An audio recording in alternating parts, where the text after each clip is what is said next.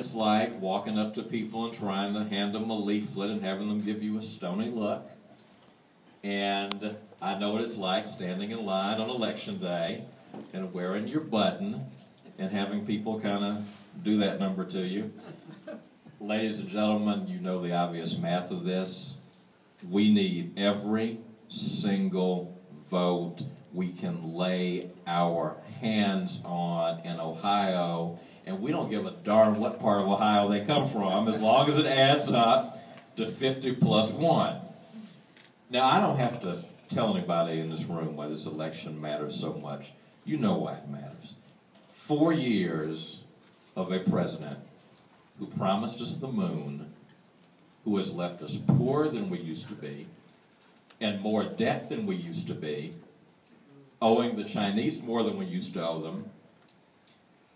It's left us weaker in terms of our national prestige abroad, who's left our embassy so unprotected that for the first time in nearly 40 years, we lost an ambassador at the hands of foreign thugs. President who told us that he was going to work with the other side, and who passed Obamacare without getting a single vote in either house of Congress from anybody in another party. You know what's at stake in this election, ladies and gentlemen. Here's what I want you to think about for 1 second. What do you think Barack Obama and David Axelrod will conclude about this country if, in spite of that record, we put them right back in?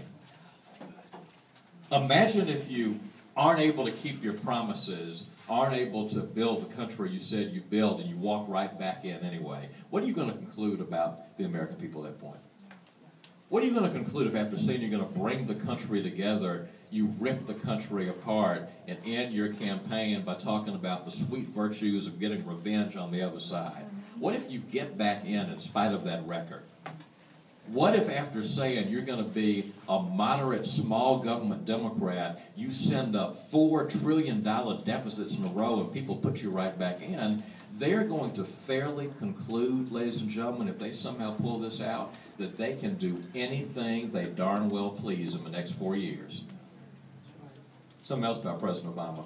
You know, President Obama's a historic figure. Here's the history that he's trying to make. Nobody has ever run for re-election as president on the following pledge. In my first term, I reached in your pocket and took as much money from you as I could get away with. Give me 4 more years. I promise I will take more of your money from you. Nobody's ever run on that pledge before. You don't want him to make that history. And ladies and gentlemen, final motivational point. I know that all of us who've been on a ballot, who run for office, love to say, oh, this election is the most important election ever. Folks, please appreciate this. There are 2 different men on the ballot on Tuesday. That's true. But there are 2 different ways of looking at our country. The Democratic Party and President Obama, they think that we're weak. They think our people are dependent. They think our people need to be propped up by government. They think government has to reach out and put its hands on people to give them a chance to climb and prosper.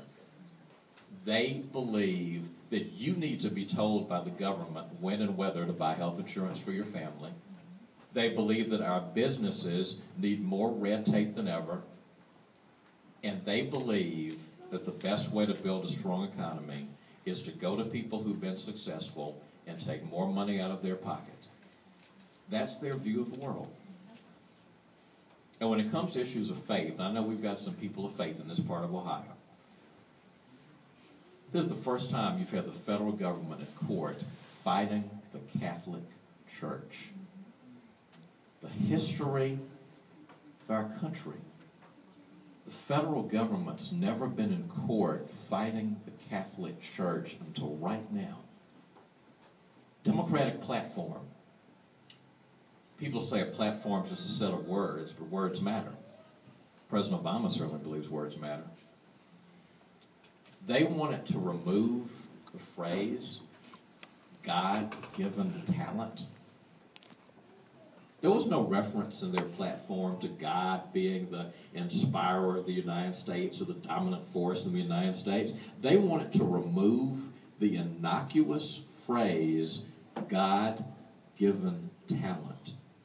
Ladies and gentlemen, there's something loose and alive in the Democratic Party right now that would give you a country that you would not recognize if they only have 4 more years. So, ladies and gentlemen, if you care about the future of your country, if you care about your children, your grandchildren growing up in a country that you recognize, this is your time to make a difference. On the phones, in your neighborhoods, in every possible way that you can. And I'm honored to yield this microphone today